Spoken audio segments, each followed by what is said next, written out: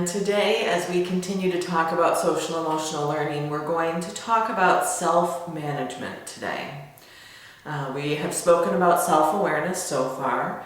Next is the idea of self-management. And again, there's 5 different components that I want us to think about when we think about self-management. Now, before we start, let's go ahead and do some breathing exercises just to reflect and remember on why we're here and how we are doing and listening to our emotions, just like we learned about with self-awareness. Let's identify how we're feeling, and next we're going to discuss how to manage how we're feeling. So just take about 5 seconds to reflect for a moment.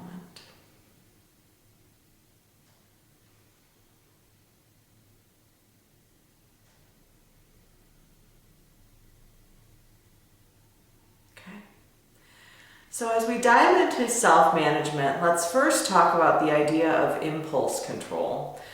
Right now, especially, I know for myself, my impulses are to eat all of the food that's in my house because I can, and because I have time, and because there's lots of food around. I was not one of the people who went shopping for tons of stuff because I just don't have the means to do that. However, I did get a couple extra supplies, and I have been very diligent about not going out to the store since everything happened. So I am currently in a spot where I am eating whatever I have in my house, and I have to be mindful of impulse control. I also have to be mindful of what I do when I do it so that I'm not just reacting.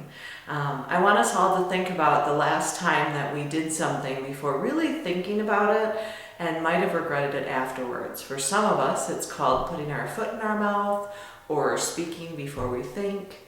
All of those pieces are things that we think about within self-management and impulse control.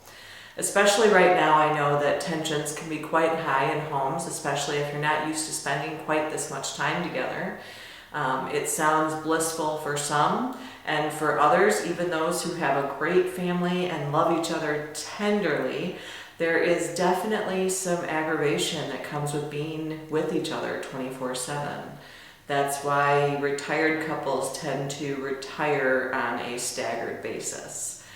So I want us to really think about what we're going to say before we say it and practice some impulse control within that. Now, the next piece within self-management is stress control or stress management.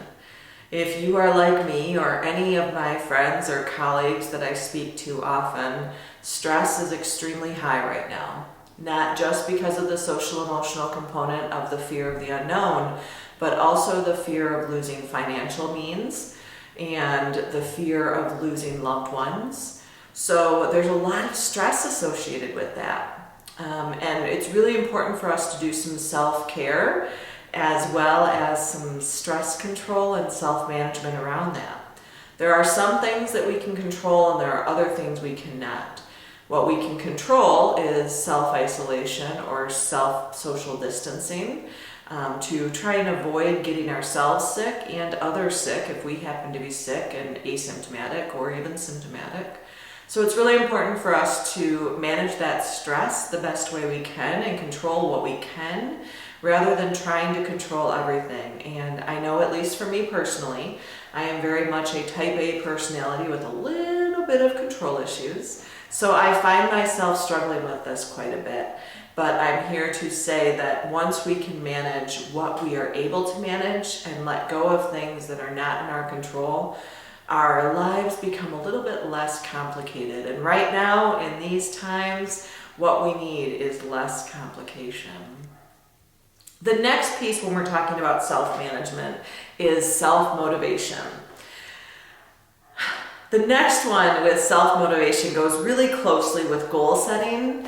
And I kind of chuckle a little bit with this because I've seen some memes of, man, last year or last week I said I would clean the house when I had time, and I realized that time isn't the issue.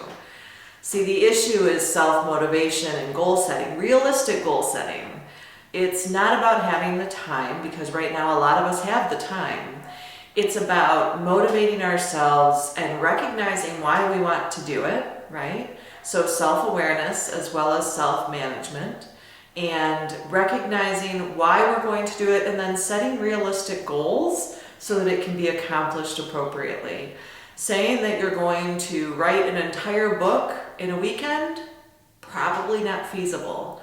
Saying you're going to write a chapter in a weekend, or you're going to create the outline and then start writing, is much more feasible. So I know a lot of people in my circle have been talking about writing a book for years. And we've had a lot of conversations about now is the time to do that. And it gives us all a distraction. It gives us all the ability to kind of manage our thoughts and give us direction and purpose for what we're doing right now, because a lot of us are struggling with what our purpose is. We're staying at home, we're trying to be responsible social citizens. However, there's still some complication with that. Even if you're working from home, it's not the same level of work that you used to do. And last but not least, when we're talking about self-management, is the idea of organization. And all of that comes down to what we talked about with goal setting. Now is the time to organize your life. Not just organize your things in your life, but organize yourself. As we continue to think about all of the physical impacts of this pandemic, I want us to think again about the social and emotional impacts. I want us to just look into the future and realize how much closer we can be to those in our lives after this is over. Those people that we haven't spoken to in forever, and now all we want to do is talk to them. Reach out. Organize your life in a way that you're emotionally healthy, socially healthy, as well as physically healthy. Remember that it's through this work in ourselves, and while we have this time, that we navigate through all of these pieces and we can become better people and ultimately understand ourselves and allow ourselves to be human so that we can work toward uniting society. Thank you again, and have a great day.